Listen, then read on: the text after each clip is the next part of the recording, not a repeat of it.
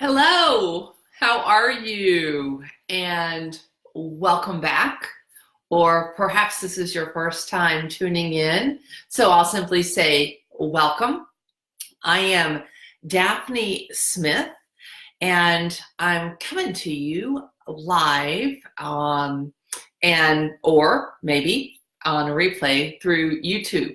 Either way, I'm looking forward to spending some time with you because today I have a topic that a lot of people have interest in, and yet there are a lot of different answers to. So the topic today, hey Sherry, how are you? Great to have you here. The topic today is how to live a well-done life. And I just want to kind of give you a quick update disclaimer before I dive in. If you have watched these videos before, you'll notice today something is missing. And what's missing are my glasses. Right now, I am testing out some contacts. So if you type comments in, I may or may not be able to read them. So please know that I'm not ignoring you. I promise to read everything at the end of the broadcast and go back in and comment. But I just wanted to let you know, especially if this is your first time tuning in, that I may not be able to see everything clearly. I'm testing some stuff out. It's one of the blessings of being able to say I've made another trip around the sun. So that all said and done, let's just dive right in. And as I mentioned, today I want to talk about how to live a well-done life. And the truth, straight up, bottom line is this. There is no one-size-fits-all answer. Boom. That's it. That's the truth.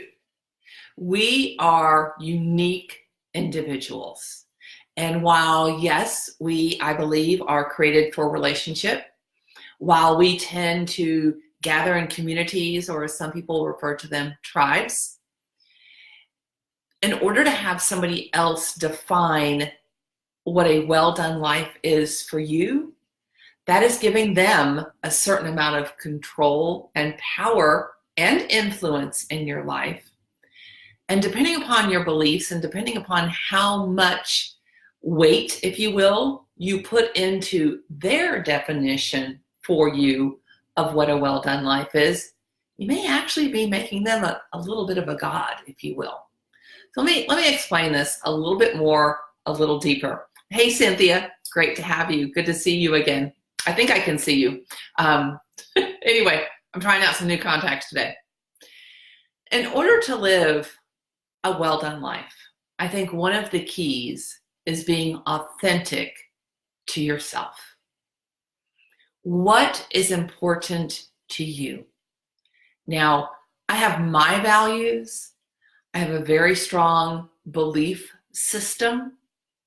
That's what's important to me.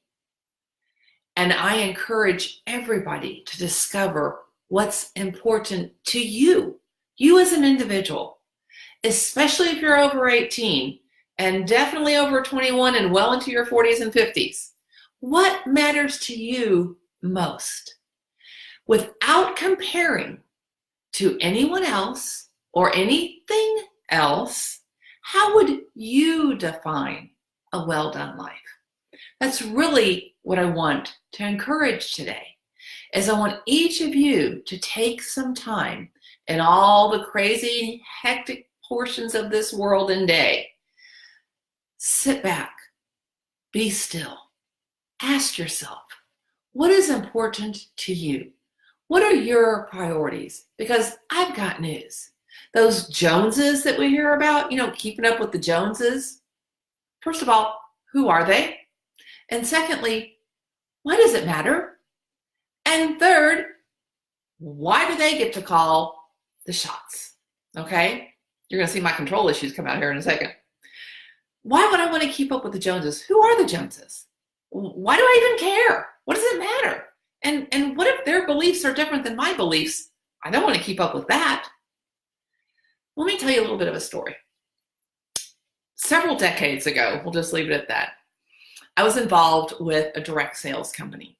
And I noticed that some of the top achievers all had one thing in common. Well, one thing in common externally, and it was that they all had red hair. And I thought to myself, I bet that's it. I bet if I had red hair, I could be as successful as they are. Now, honestly, I'm just being transparent with you. That's kind of a sad state of emotional maturity. Okay. I didn't really look much deeper than that at the time. But again, this was decades ago. So I dyed my hair red. I continued to dye my hair red for almost 30 years. And I left that company about 10 years ago. So well after disassociating myself, I held on to that red hair. That red hair became my identity. Now, I loved my hairdresser, and I'm not dogging on people who dye their hair. But why was I dyeing my hair?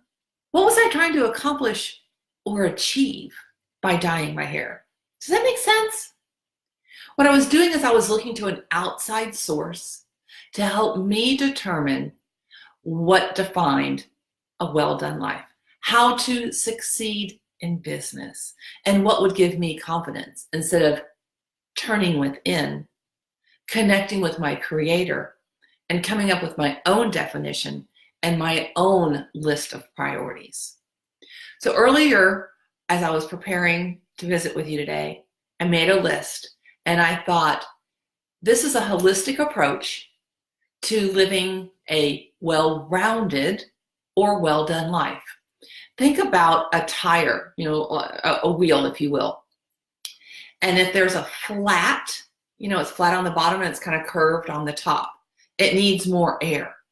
And if you're thinking about that tire as your balance wheel of life, each of these 7 segments, if you will, need to be at a similar level. If you have one really low and one really high, you're going to have that flat tire. So the more harmony we have in our life, I know a lot of people like to talk about balance, but let me give you 60 seconds on the difference and why I think it's important. When I think of the word balance, I think of like the scales of justice, right? And they have to be exactly even to be considered balance. Do you guys realize that something as simple as a feather can throw it off just a little bit, but it's still thrown off? What happens if you had 2 feathers? Throws it off again. So I prefer to think of the word harmony as opposed to balance.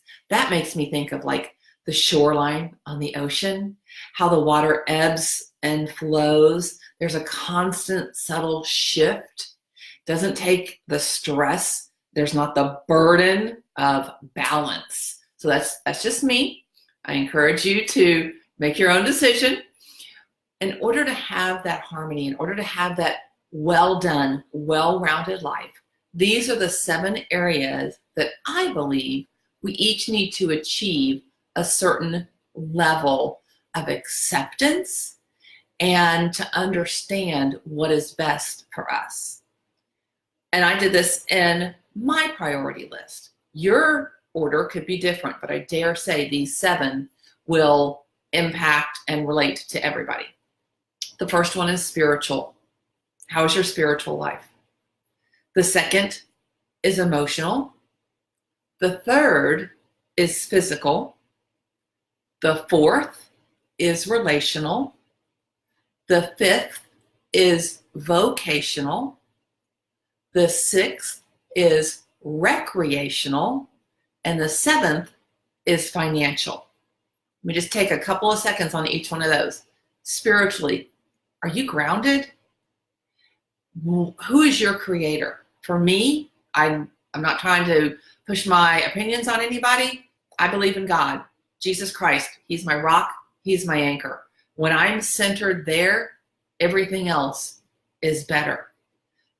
Maybe you need to discover your spirituality. I don't know. And I'm not here to judge. I am here to encourage. If you've got any questions, feel free to private message me. Emotionally, how is your mental well-being? Do you take time to do a brain dump on occasion? Get all those thoughts and ideas out of your head and onto paper? How are you communicating with others? Are you able to breathe in and breathe out and communicate peacefully?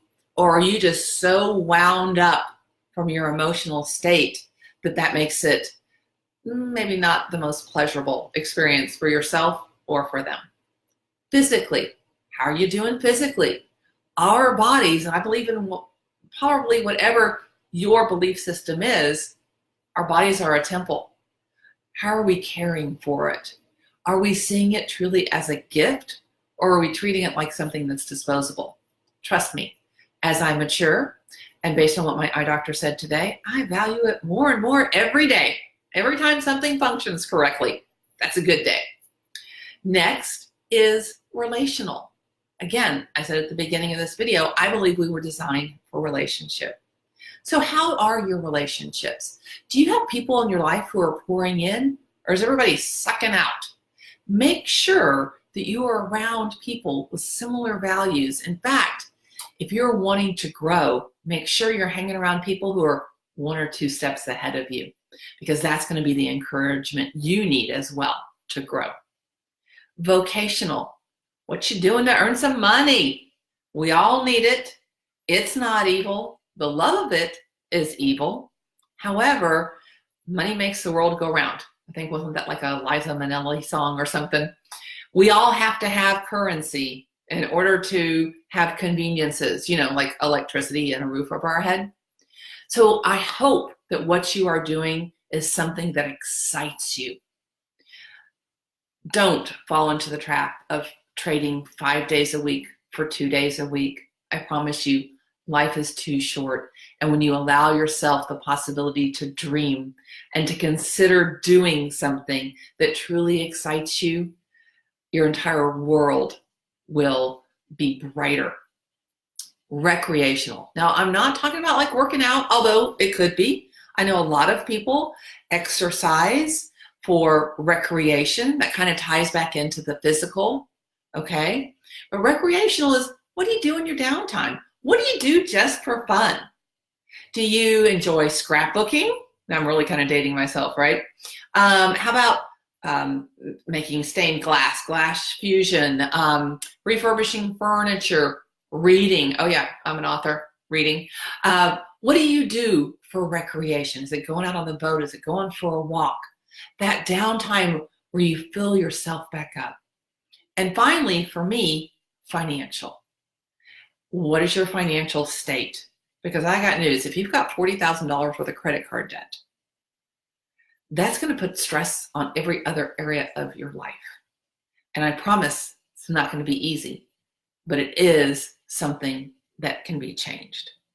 So those 7 areas, a holistic approach to living a well-done life: spiritual, emotional, physical, relational, vocational, recreational, and financial. When you are, what's the best word? When you are content with every area of your life, then you are living a well-done life. Remember, my order of priority is mine. Yours is yours. In the words of my daughter-in-law, you do you, okay? Your well-done life may look different than my well-done life, and that's okay. I believe you are worthy of having one. You deserve to have one, and you're capable of making a well-done life happen. So I hope that helps you today. I know my title for today, How to Live a Well-Done Life, may have sounded a little instructional, but really, who am I to say what a well-done life is for you? That is something for you to determine, and I hope I've given you some insights and things to consider. I want to close out today with a shout out, like is my tradition. And it's so cool the way that in my belief system, again, the way that God works. Earlier today, I saw a picture on Instagram, and I'd love to connect beyond these videos because I'm seeing some comments come in. I'm pretty sure I can read them. Again, new contacts, trying them out. So I'll go back and read comments and on YouTube as well when it gets posted. But let's connect. Instagram, I'm Daphne V. Smith. Twitter, LinkedIn. You found me here on Facebook or YouTube, so thank you very much. But one of my girlfriends, we met in prison, like for real, Shawshank prison. Okay, we weren't inmates. We were there because we wanted to be. Her name is Shanda Heilman. Shanda, like as in a panda. She is an artist, and this girl is creative. She posted a picture today of a saying, and I thought, it really ties in with what I'm going to be talking about later. And so I wanted to give the credit and a shout out to Shanda. And these are the 4 sayings. Be bold, be true, be kind, be you. Thank you for sharing that, Shanda. Thank you for spending time with me today. Cynthia, I appreciate you, and I want you to have a great day. Bye, Sherry. Looks like Corinne hopped on. Thank you again for joining me. Remember, you can live a well-done life every day. It's up to you, and you're worth it. Bye for now.